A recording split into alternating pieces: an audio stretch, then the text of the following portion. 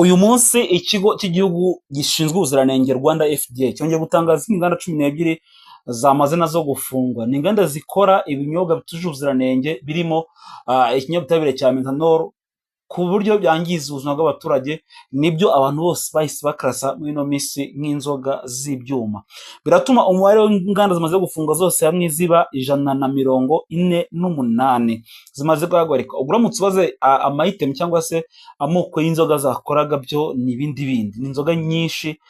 Ni ikintu kandi kinini ku buryo kuba wavuga ngo ni inzoga nyinshi n'amoko menshi y'ibinyobwa mu by'ukuri byamaze guhagarikwa. Harimo inzoga zikorwa mu bitoki bisanzwe, amasaka, ibigori n'ibindi, tukavuga ngo zirimo n'ibintu bya gakondo. Harimo n'izindi nyinshi, n'izindi zirimo ubwoko bw'amajini, twibutsa ko harimo n'iziva hanze nazo zamaze guhagarara. Ndagira ngo tuganire muri video yacu mu buryo bwagutse, tuganire noneho ku ngaruka ibingibi bifite ku bukungu bw'u Rwanda, ariko tuganire ibintu bibiri. Tuganire ikintu twitwa marginal propensity to consume, tunaganire ku kintu cyitwa multiplier effect, icyo bivuze ndetse n'icyo bigiye kuba bisobanuye cyangwa se n'icyo bisobanuye n'ubundi muri rusange. Izi nganda zafunzwe zose ese biraza kuza kuba bisobanuye iki mu rwego rw'ubukungu, kubera yuko twebwe hano tuganira tukanasesengura icyitwa ubukungu muri rusange. Reka tuganire ubundi. Izi nganda zimaze gufungwa ntabwo ibiteye impungenge ko zafunzwe gusa, nubwo ikiza kirimo ari uko ubuzima bw'abantu bugiye kurengerwa, ahubwo hari indi ngingo cyangwa se hari indi angle dushaka kuvugaho y'ubukungu. Ubusanzwe mu bukungu bwiza cyangwa se mu bukungu mu buryo busanzwe hari ikintu twita MPC cyangwa se marginal propensity to consume. Ahangaha ni igihe iyo abantu babuze akazi, usanga amafaranga yabo agabanuka ndetse bakanagabanya amafaranga bakoresha mu kugura ibicuruzwa ndetse na serivisi. Bityo MPC cyangwa se marginal propensity to consume ishobora kugabanuka bitewe n'uko abantu bajyaga babona amafaranga nabo bakayaspendinga mu bindi bintu bitakunze ko baba bakibikora. Mani magambo, marginal propensity to consume hano nyivuze nkaho iri mu buryo bwa negative, ariko iyo ari positive ni ryari? Iyo ari positive ni igihe umuntu yabonaga amafaranga runaka mu gihe runaka, cyane cyane ukwezi, yahise amafaranga yazamuka yabonaga nawe akagira ikindi kintu azamura kuri consumption.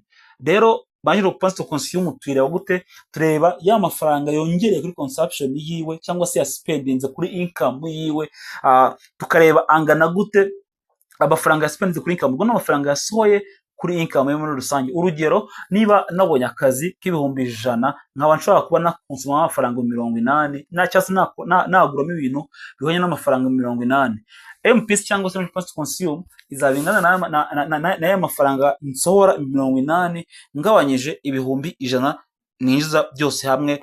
Rero propensity to consume yanjye izaba ingana na 0.8. Hanyuma maze kubona ko n'ibiganda zafunzwe, of course harimo ikintu kigiye kuba ko hari abantu bagiye gutakaza income benshi, cyangwa se bagiye kubura akazi bari bagafite. Abantu rero bagiye kubura akazi bari bagafite, ya marginal propensity to consume cyangwa se ya rate consuming igiye kongera gusubira hasi, kubera ko hari amasoko baremaga cyangwa se ibintu bahaga tagiye kongera guhaha. Reka tuze kuri MPC tunaganire gato kuri multiplier effect. Multiplier effect turavuga ngo ni ingaruka zikuba inshuro nyinshi mu bukungu, ishobora nayo kuba negative cyangwa se positive.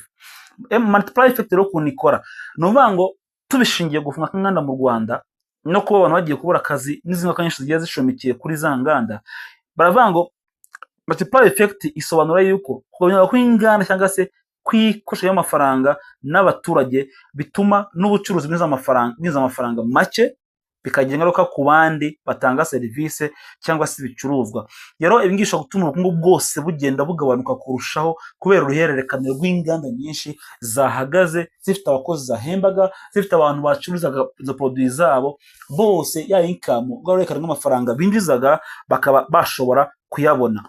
Ibi ngibi ndagira ngo tubiganire mu mibare nk'abanyamibare, nk'abaekonomiste tubana kuri uru rubuga umunsi ku munsi. Reka tuganire cyangwa turebe ngo ibi ngibi ni gute byashyirwa mu mafaranga mu buryo bwagutse. Multiplier effect ubundi ishobora gupimwa cyangwa ishobora kurebwa mu byiciro byinshi.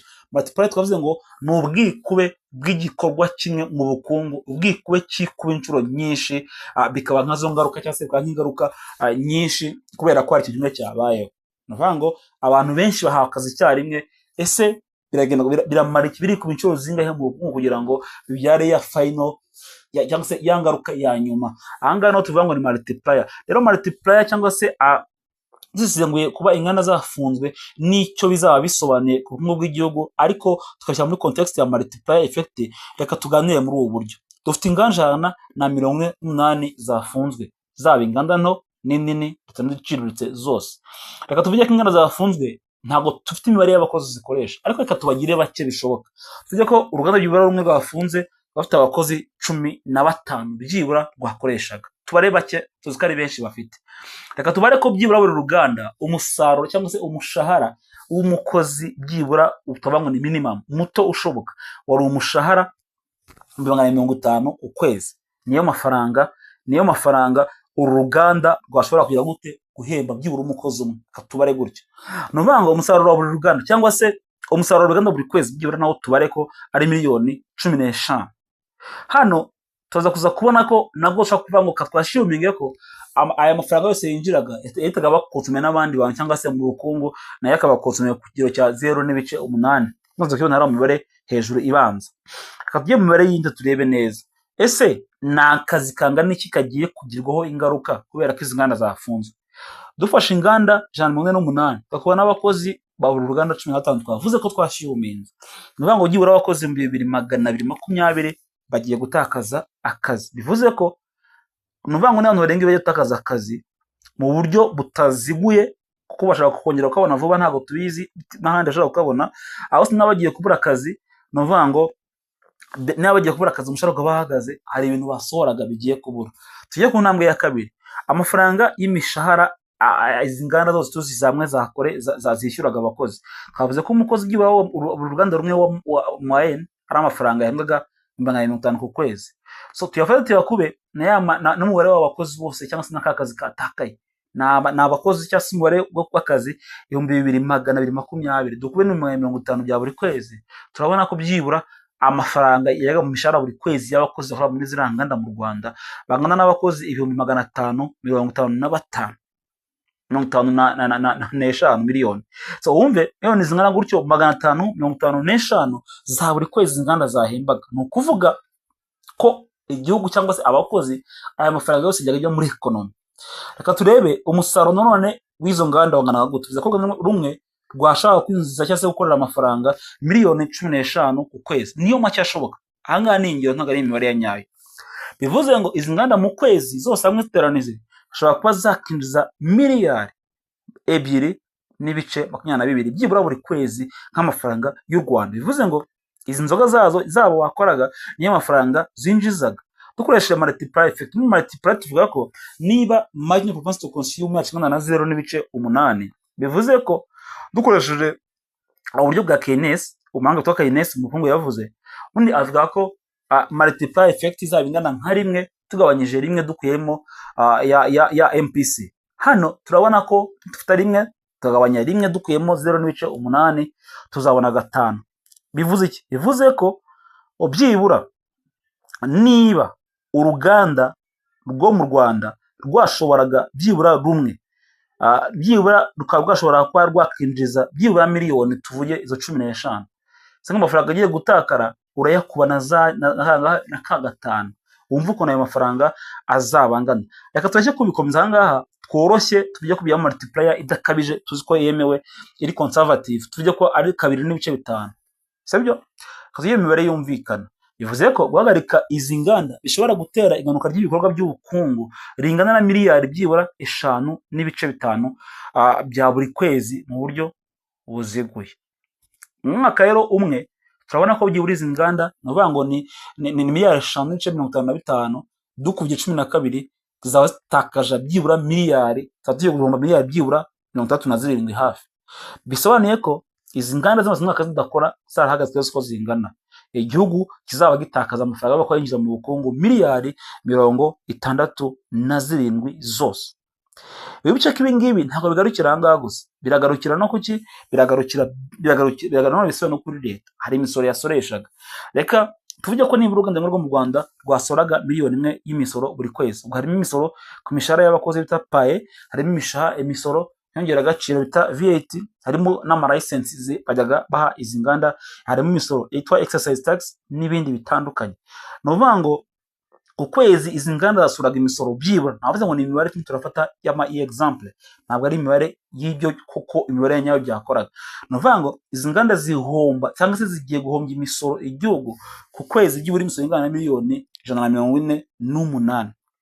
Ni ukuvuga ko leta izaba ireba amafaranga ihomba mu gihe cy'ukwezi. Ariko se bivuze ko ubukungu bw'u Rwanda bugiye gusenyuka? Reka tubiganireho.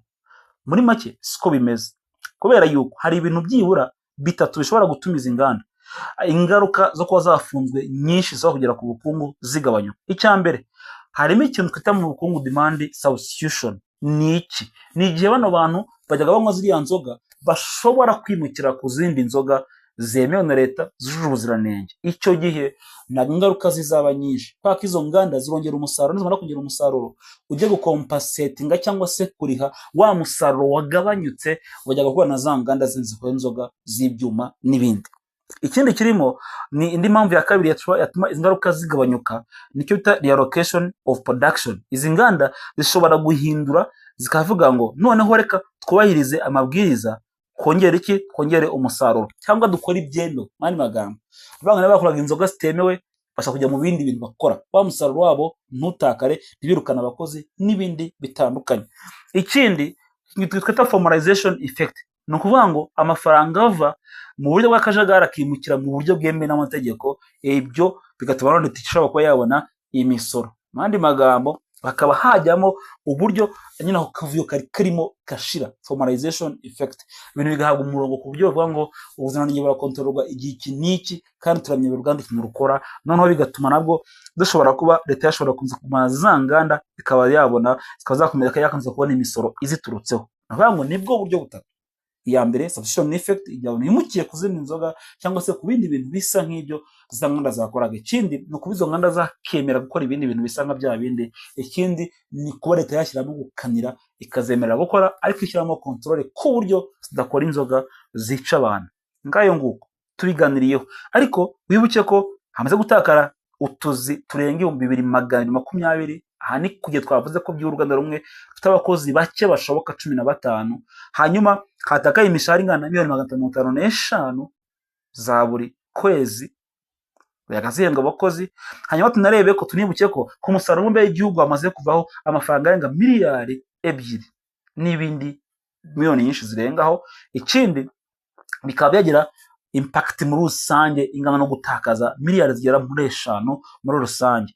Urumva ko hari ingaruka ku bahinzi, kubatwara bya bintu, inganda ziragabashobora gutwara imizigo n'ibindi bitandukanye, ugasanga byose birahahombeye. Muri make ingaruka zo gufunga izi nganda ziragutse, ni nyinshi, ni nini.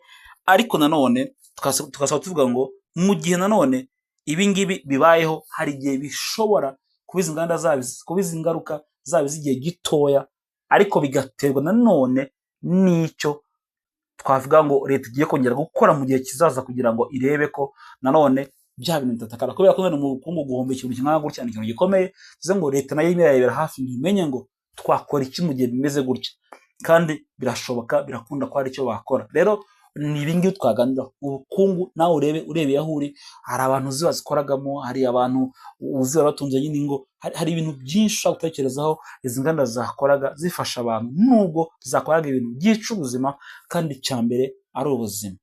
Nawe duhe uko byumva, tuganire. Urumva utekereje mu buryo bwagutse, izi nganda mu by'ukuri leta ikora iki kugira ngo ibi byose tugiye guhomba kubera izi nganda bye gutakara? Urakoze.